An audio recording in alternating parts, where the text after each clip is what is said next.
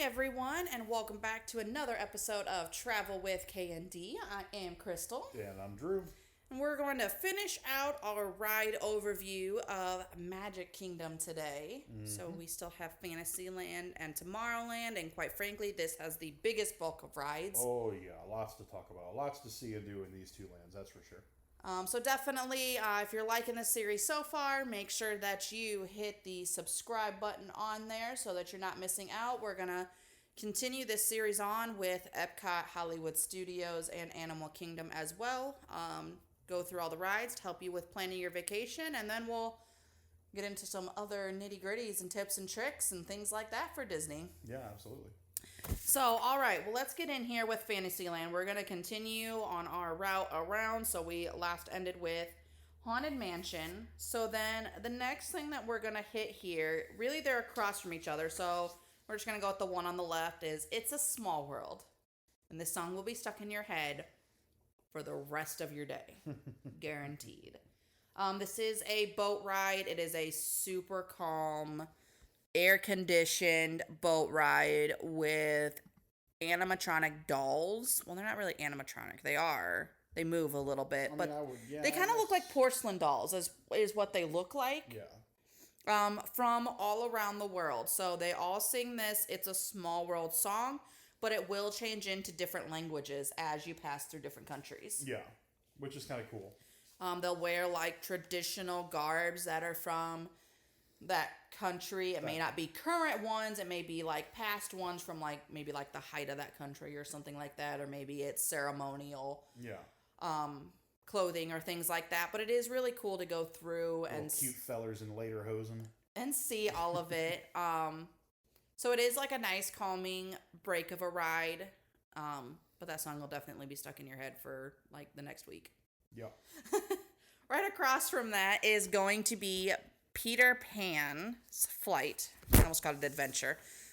So this one is a lot of the rides in Fantasyland are very similar where you're in a car, it sits on a track, and you go through this predetermined path. Well, Peter Pan's Flight is exactly like that, except for you're in the air. Yeah, you're in a pirate ship. Yeah. So it definitely gives you a different point of view where you're looking down at the scenes instead of looking out at them. Yeah, and it's really, really cool. It's a very, I don't think whimsical is the right word, but it's like, it's really, really neat. The scenes are extremely detailed. It's a lot of like low light with black light.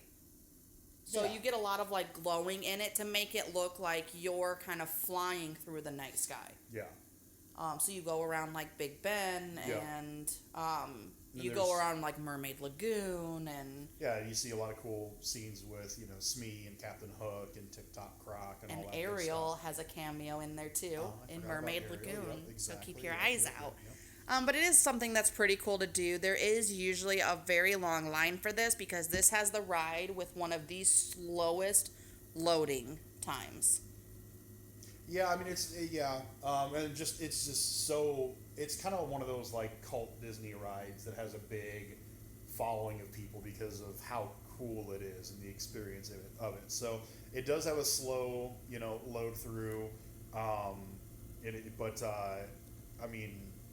think it's worth it. If you have Genie Plus, this is worth getting a pass for to do. I would definitely do a pass and kind of bypass a lot of that line for it. I think we've maybe waited for it a half hour-ish. Yeah, because it was a short thing. We're like, yes, we're doing it because we went to Magic Kingdom on a Halloween party day, so a lot of stuff was slower. So we were finally able to get in Peter Pan's.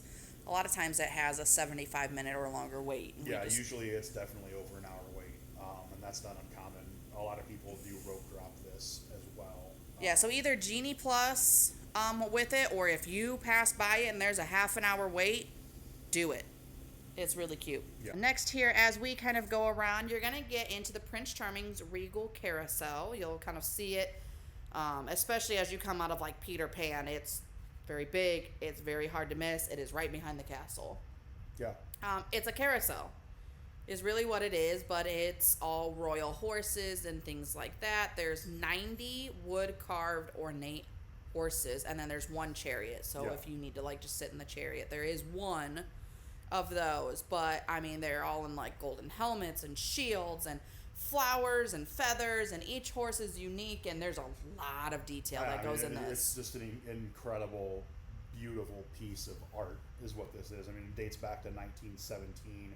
It was formerly in Detroit, Michigan, at Belle Isle Park. There's a lot of history behind it, which is really, really cool. It's not just something that was built for Disney World; it actually is a true piece of Americana, which is pretty cool. Yeah, so even if you don't feel like riding a carousel, this is something cool to stop and actually appreciate and look at. Yeah, 100%. There's usually like all kinds of stroller parking around it, so you might have to go like around to find like a really good spot to look at it, but it is pretty cool. Yep.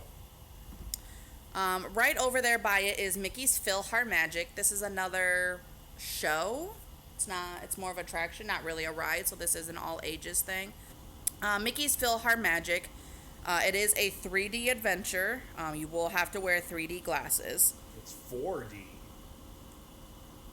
because it spits water on you. And there's like, it gauges with you. But it is really cute. So if you've ever seen Fantasia, or if you know that iconic scene from Fantasia where Mickey tries to take over as the sorcerer and then all mayhem breaks loose and it starts flooding everything.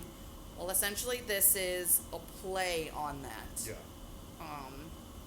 So you get the magician Mickey that kind of goes into it, or the wizard Mickey. Sorcerer Mickey, thank you. I couldn't think of the word sorcerer. Sorcerer Mickey, Donald Duck does make an appearance, so you can only imagine the kind of mayhem that ensues now when Donald Duck is involved. Yeah. But it is a cute sit-down show. You're in like pull-down like theater seat kind of things. All air-conditioned. It is a nice little ride. It's around the ride show. It is around 12 minutes. They do regular times, so you will probably just have to wait outside for like the next show to start. It's usually about every 15 minutes or so. Yeah. When you'll be able to get in. Between 15 and 20 minutes, depends on how long it takes people to get in, sit down, and then get out at the end. Mm-hmm. So, something super cute to check. Alright, Fantasyland's another one of those where there's this huge island in the middle, and you can go like farther back towards the park, and that's where Beast Castle is. And then you kind of loop back around. So that's kind of the way we're going to go. So if you head back towards Beast Castle, they have now reopened the Under the Sea Journey of the Little Mermaid ride. So this one, you're in a clamshell car. You usually sit 2 to 3 depending on how many kids, adults you have with you. Yeah, I would say 3. I mean, if you're a bigger adult, 3 is going to be pushing it. Right. I think It's going to be usually 2. similar to like Haunted Mansion, where you're in, like the Doom buggies with Haunted Mansion are kind of Yeah. just like the clamshells here, same with the seashells that are in Finding Nemo over in Epcot. All kind of the same ride system. It's a hard plastic bench. You're in like a half enclosed ride vehicle. Yeah. So especially if you have like 2 kids with you, it's real easy to do an adult and 2 kids. Most often when we ride on these, one of us will take our son and then the other one will ride solo. Yep. It's just super tight with 3 of us Yeah, across, definitely, yeah. especially with our son now being almost 10. Yeah. It's a stretch. So this one takes you through a lot of like Ariel's musical adventures. It's Little Mermaid. It's gotta be musical. So lots of really cool things that you'll kind of go through. It is a slow ride, so no worries on there. Yeah. As we loop around, you're gonna get back into like Casey's Circus, or I don't think it's called Casey's Circus. It's like Storybook Circus, I think is what that's called. I'm forgetting now. So back here, you're going to have like the Fab Five, or like the classic Mickey, Minnie, Daisy, Donald, that kind of thing, Yeah. all in circus theme. Yep. And one of the things that's back there is the Casey Jr. Splash and Soak Station. It's really just a splash pad. Yep. So there is a like a train that's there, quote unquote, like one of like the old school like It's kind of like an old timey like circus train looking. yeah, like I remember like the animal cracker, like that Oh, train yeah, there kind of you thing go, that yep. the animal crackers used to come in. So Yeah. it's like that style of train that kids can play around. So they will get wet. It's a good thing if you just have like a bathing suit underneath and you can kind of switch out or whatever. There's restrooms nearby if you really want to change afterwards. The next one there is going to be the kiddie coaster. This one does have a height restriction, though. It is 35 inches or taller. It's meant for preschoolers and kids. This is the Barnstormer. This is another meant to be like a wooden roller coaster. And you're meant to be going through as Goofy as doing stunts. Yeah, it's kind of like a stunt plane type of deal. Yeah. Yeah. So, parents, this is going to be a tight fit for you to ride with your kiddos if you choose. Just to let you know, it is a tight fit for adults. It is really cute for kids. Wooden coaster, really small drops, nothing crazy. If your kid hits that 35-inch and they want to try out a coaster, this is a really great one to kind of start them with and see how they're going. It's a good coaster to get them unfamiliar with a lift hill and a slight drop and banked turns and things like that. It's a good ease into it type of a experience for them. Absolutely. So a good starting, as Disney calls it, junior roller coaster ride. As we kind of loop back through, you're going to see Dumbo the Flying Elephant. This is just like the Magic Carpets. You sit in a Dumbo. There's usually a bench in there. You can probably put 2 people. You can control how high Dumbo goes. If you want to stay low, you can change it as you go. And then it just spins around at a fairly slow pace. Yeah. It's not fast. Yep. So kind of a cute little thing, especially if your kids like those. I had to stop going on these with my son because he has to like constantly bounce us and it about gives me motion sickness. But overall, the ride's not bad. No, not at all. It's just iconic Disney, and they're dueling Dumbos now. They've got 2, so that's kind of cool. Oh, yes. Yes, it's when they moved the attraction to the Storybook Circus area. They built a second one, so that's kind of cool. So now as we're heading back over towards Tomorrowland, you're going to hit the Mad Tea Party. This is, you sit in a teacup. It's a rounded bench that goes along with the teacup, with a metal disc sticking in the middle. And your goal for this, or what some people think is the goal for this, is to spin that metal disc as fast as you possibly can to make your teacup spin as fast as it possibly can. Psychopaths. So you're not only will your individual teacup spin, the whole ride spins. Yeah, you're on like a giant plate, for lack of a better word, and there's clusters of teacups that the whole contraption spins around, and then you control how fast your teacup spins while the entire plate spins as well. It's a lot. Yeah. If you don't like spinning, do not go on this ride. Yeah, I would definitely recommend it after you have a full meal at Beast Castle. Yeah, no.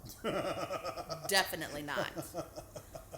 That wheel, if I remember right, it's been a while since I've been on this ride, is a little harder to turn, so you don't necessarily have to worry about your 4-year-old being in complete control of it. They will probably need adult help, but... Yeah. Yes, so it will go through, it does like the unbirthday music that's in Alice in Wonderland, I think, too. So it's meant to be kind of like the Mad Tea Party. Yep. Another big coaster that's in this area is the Seven Dwarfs Mine Train. This has the feel of a wooden roller coaster, but it is a steel coaster. So it is a little smoother. They jostle you when they want you to jostle, to give you that feel of wooden roller coasters. For those that have been on coasters, you kind of understand the difference of the feel between a steel coaster and a wooden coaster just because of the nature of the two. So this one is kind of a hybrid in terms of feel and how it rides. Yeah, I mean it's interesting because you're in a mine cart, and the mine cart actually rotates on an axis as well. Like tilts. You can swing, and it swings back and forth freely, depending on the directions you're turning and things like that. So you kind of get an extra little like oomph and kick in the corners, which is kind of neat. Now, by freely, I mean he means you don't feel like you're going to fall out. It just kind of tilts a little bit to one side or the other. As it goes through, it's like it sways more than swings, just to kind of clarify there. Yeah. For a few people. So it's not super drastic. You do have a drop hill. You don't go upside down, but you do have like a 360 loop. I guess it's not quite It's not a loop. 360. I don't say loop. It's a turn. It's a helix. The turn. Yeah. But I mean, it's just kind of like, again, another traditional mine train. A lot of really, really cool animatronics, a lot of really, really cool scenery and imagery. This is probably the first attraction, or ride rather, that we've talked about that is questionable for the fluffier guests, if you will. I'm 6'3", my thighs are, they're not small by any means.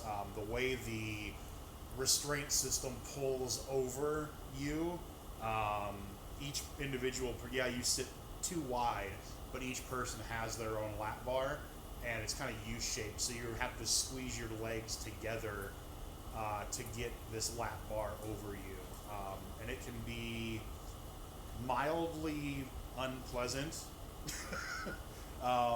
at times. Usually when I get on the ride, I'm ready to get off the ride after, but it's one of those like, all right, I'll put myself through this to go on the ride, because the ride is so much fun. Definitely a lot of wait times as well, a lot of long wait times. This is another one of those that people go to rope drop.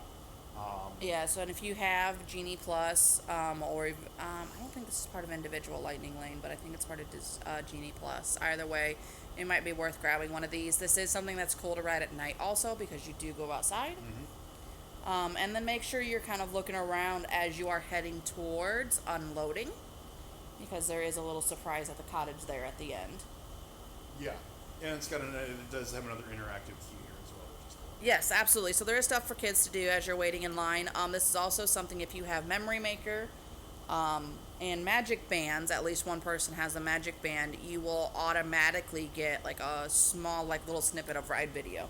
Yeah, at the end. Which is it's cool, and it's a nice little surprise, because there's so few attractions at Disney that actually do on-ride video, but this is one of them, which is neat. So this is a thrill ride with some drops, and the height restriction on this is 38 inches, so those kiddos have to be at least that tall to ride. If not, they will have child swap or leave them with somebody else outside and kind of check it out. But Yep. All right, so finishing out our Fantasyland, right here at the corner is the Many Adventures of Winnie the Pooh. Ending on a high note. Ending on a high note. So this one's kind of cool because it used to be frog, Ichabod, Toad. So they still have like... Mr. Toad's Wild Ride. Yes, Mr. Toad's Wild Ride. So they have little nods in there to him, which is kind of cool. Yeah. But you sit in a giant honey pot with, like hard benches. Again, 3 if you have 2 young kids with you. If it's 2 adults and a kid, I would suggest splitting. But as you go through, and you go through a Winnie the Pooh storybook, and it'll narrate, and you go through.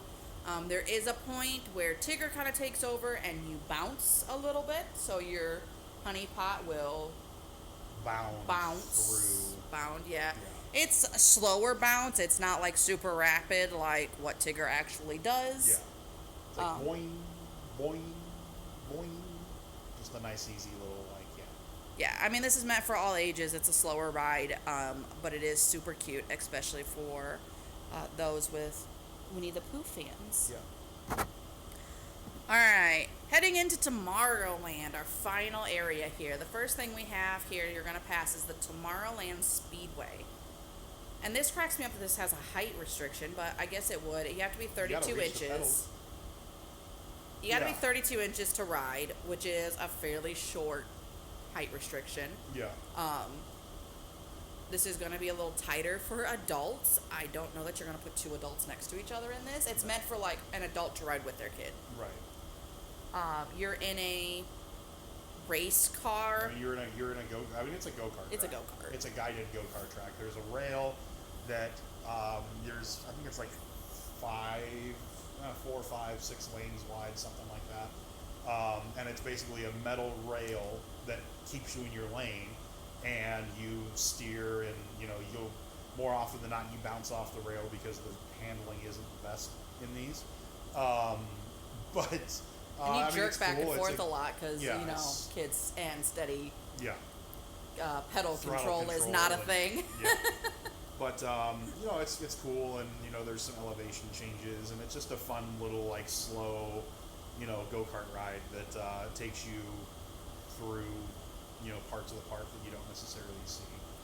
It's kind of not like super behind the scenes stuff, but it's kind of like secluded in its own area, which is kind of neat. And there's some spots where it's nice and quiet, and you don't hear all the screams from the other rides and stuff like that. You just Which may hear change because Tron's back there now, yeah, but that might change now. Yeah, but it is, and there is a really cool like viewing platform to go through. It looks like race stands that you can go on. So the last time we were there, Drew and our son went on it, and then I was kind of just up at the like stands that we were able to sit at. So there is kind of like a neat area. As you're exiting the ride, if you have Memory Maker, make sure you stop at those photo booth things there, and your kids can get a quote-unquote driver's license. yep. And it's all included if you have purchased Memory Maker for your trip. Yes. So, cute little thing there. So we mentioned it. Tron's right in this area. Tron opens on April 4th. So with what we know about this is a coaster. This is going to be a similar ride vehicle to Flight of Passage. However, it is coming out with some people that even though they fit on Flight of Passage, they were not able to click in on Tron. Yeah. Now, they do have 2 trains Yep. with 1 seat at the back that is meant for people who cannot click in. It is a bench seat kind of thing with a lap bar that you go through. So that is an option. For everybody else, you're sitting in a motorcycle. It's like you're seated in like a motorcycle position, and you've got a back bar that comes down and kind of clamps you down, and there's also restraints Clamps that kinda at your clamp- calves. that clamps over your calves, to hold you in place. It is a launch coaster. I believe there's several launches. It's indoor and outdoor, and the indoor is themed to Tron, so it's a dark coaster. It's a dark ride with neon lights and lighting effects and things like that. And if you ride this at night, the outside will light up like that too. Yeah. So really cool thing. This is a 48 inches or taller. Those who are on the fluffier side, just take note. Especially if you have bigger calves, this may be something harder to click into. You may have to ride in the other cart. From some of the testers that we've seen come out with TikToks and things like that, it does give you a really cool view of the ride when you're sitting all the way in the back, but just as a warning kind of thing there. Yeah. We're super excited to try this. I'm a little nervous about being able to click in. Yeah, But- I'm sure I won't be able to unless I lose a little weight before we go. But we'll see what happens.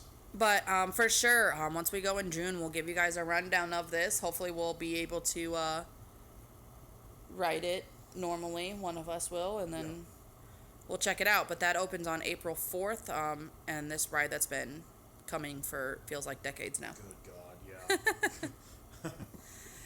All right, so as we go around, you're going to hit Space Mountain. I love Space Mountain. Absolutely love Space Mountain. Space Mountain is another one of those. For those who are a little bigger, this is a tight fit because you are sitting in a rocket car. It almost is shaped like a bullet, let's be honest.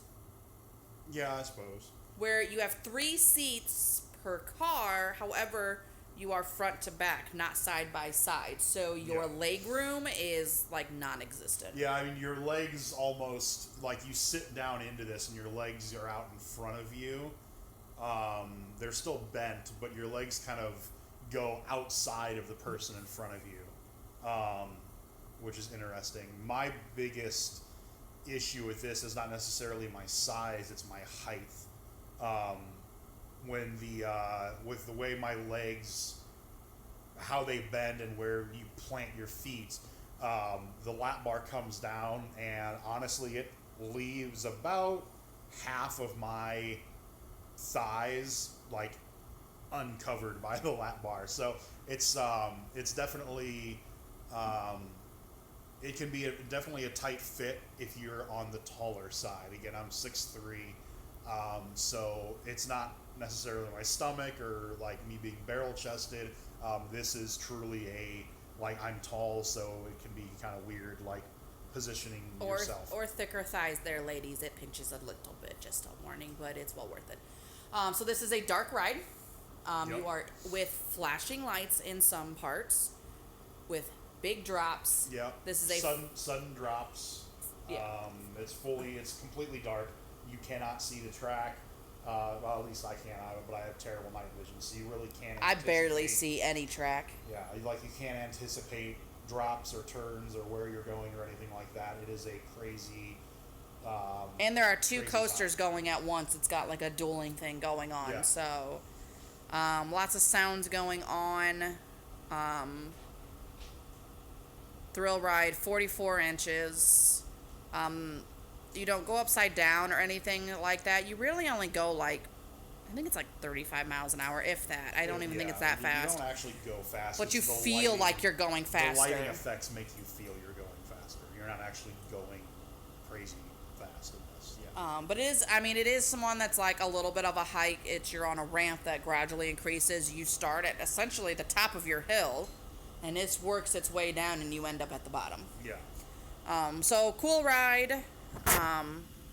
But it is definitely in the dark. There are flashing lights, and they do the lights again about halfway through your ride to pretty much obliterate your night vision that's developing, so you can't see the track. Yeah. Next on there is Astro Orbiter. So, Astro Orbiter is a Dumbo ride. However, it is on top of a building. Yeah. So not only are you spinning, and you can control your height on the ride itself, you have to take an elevator to get up to this to begin with. Yep. And it's definitely high up there. It's not like crazy high, but you're high. Yeah. If you have a fear of heights, you may not like this. My nephew begged us to go on this, so I went on it with him. I don't know that I will ever go on this ride again. I personally felt like I was going to fly off the end of this because you're spinning around and there's nothing around you, and I can just imagine flying into Space Mountain. I mean, hey, okay, that's part of the ride, I guess. That wasn't for me. Some people absolutely love this. They say it's for all ages. It is a slow ride. It is spinning, but you are high. That is a big difference between this and the Magic Carpets in Dumbo. Yeah. So just keep that in mind. Right by this entrance is the Tomorrowland Transit Authority People Mover, or just People Mover, Yeah. because nobody wants to list that big long thing. No. People Mover is amazing. You should go on it. Oh yeah, I absolutely love it. Love the People Mover.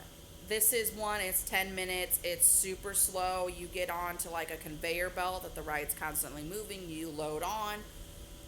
You can sit easily 2 parents, 2 kids. Yep. I mean, really, you could probably do 2 parents, 3 kids, that kind of thing.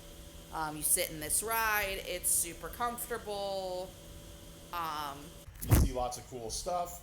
You Indoors get behind and the scenes of like outdoors. Space Mountain, and you go right by where they're building Tron. It was really cool to ride this when they were building Tron. Yeah, because you got a cool like construction view and all that good stuff. But it's definitely worth it. I love it. It's a nice way to just kind of kick your feet up and relax, and you get a nice breeze, and you can see, like Chris said, some cool behind the scenes stuff. And if this is towards your end of your day, most likely your kids will get a 10-minute nap, which will be great before fireworks. You might even get a 10-minute nap. You might even get a 10-minute nap. It is something that's really cool to kind of go through, take a break. You get on it's like an escalator, but it's a conveyor belt to get up to it because it is up higher to board. It goes up above it's an Tomorrowland. elevated, Yeah. But really, really recommend that. right around there too, another thing that we recommend that is a nice break is the Walt Disney Carousel of Progress. There's a great big beautiful tomorrow. I love Carousel of Progress. But I love this one. It's a show. It's a constantly going show. You really don't have to wait long to get on it because instead of like the other animatronic shows where you sit there and you just watch the show in its entirety, your seats move. Yeah. So they will actually, you'll stay in your seat. It's like theater-like padded seating. Yep. But it rotates around different scenes, which is really cool. Yeah, it's definitely neat because the stage and the scenes are stationary and you rotate around them. So once the scene ends, you move on to the next one, and then while you're in the next scene, they're loading the next group on, and then it starts the scene, and there you go, Yeah. and all that. It's really, really cool. This is something that was originally introduced in the 1964 World's Fair that Walt introduced this. So Yeah. this is like a really cool piece of Disney history to see. And it's really cool because they go from like early 1900s and then into, like when this was built, what they thought like the turn of like the 21st century was going to be like and things like that. So it's kind of funny to see like how your modern conveniences has changed and how like things they that now predicted, like we think were this is so old school and this is something that's so much harder back when this was invented made life so much easier. Yeah. So like as the name suggests, it's showing you how we've progressed as a country. Yeah. And it kind of predicted some cool stuff like, voice activated appliances and things like that, and just all sorts of cool stuff. Yeah, so it's really cool to see. It's a great break. It's inside. It's air conditioned. Our son really liked it. He thought it was enjoyable, especially to go through and see like early 1900s kind of stuff. Right. But super young kids may not quite get it, but it's a decent break for them too. So. Yeah. Old Rover. Oh, Rover. Then we get into Buzz Lightyear's Space Ranger spin. So on this one, you join the ranks as a Space Ranger. You help Buzz hunt down Zurg. Yep. So you are in a seat with a giant lap belt, essentially, that closes in, and it has blasters on top of it. You seat two to a car, and you use those blasters to shoot targets as you move around. Yep. There is like a lever in the middle where you can control where your ride vehicle spins and where you're facing. It is dark inside, lots of black light and neon kind of things. So it's not, where you can't see, but it is like black light everywhere. Yeah. But it's really, really cool, and the scenery and the theming is really, really neat. Being able to see all the cool toys and stuff that are just like, all just scattered around that you're, blasting and shooting and trying to rack up points. And it's fun if you're competitive as a family because you can see who, gets the most amount of points and all that good stuff. So, who can have bragging rights for the rest of the day. And it's a good time. Yeah, and you get a ride photo on this too, so it's Yep. something that's super cute. And this is like an all ages thing, so take those young ones on this and have a little fun with Buzz Lightyear. Yep. And then kind of finishing out here, we have the Monsters, Inc. Laugh Floor. This is kind of like the last attraction kind of thing before you get back to the hub. So this one's a interactive comedy show, and it really is interactive. They'll call on random people throughout the audience. There's a website during like pre-show they'll show you where you can go to and submit a joke if you'd like to, and they pick a few of them from each show. Yep. And they will actually tell them, but Mike comes out. He's your host and everything at this comedy club, and then there's some new monsters that kind of come out and test out their jokes and see how it does and try and fill their laugh canister. Yes. So something really cute, especially for kids like Monsters, Inc. All inside, nice theater seating, air conditioned. Especially if you need that break before you kind of head into fireworks and things like that, if you kind of do the same path that we do. Yeah, it's definitely a good way to recharge your batteries from a long day, and it's a much needed break after a while for sure. Yeah. So it's really great. I mean, the great thing is with Magic Kingdom, how it's designed is you can cut through, and go to like different lands and kind of hit them a little differently. But each land has something that's nice and calm and easy to do, and then something that's a little bit more of a thrill. So you can really kind of bounce back and forth between them and kind of get through your day a little bit easier there. Yeah. That's all we got for Magic Kingdom. Yeah. Thanks a lot for joining, everybody. We appreciate you watching. Hit that like and subscribe button. Make sure you follow us on social media at Travel with KND, Facebook, Instagram, and TikTok, and right here on YouTube, of course. And we'll see you in the next video. Thanks a lot, everybody. Absolutely. Have a good one, guys.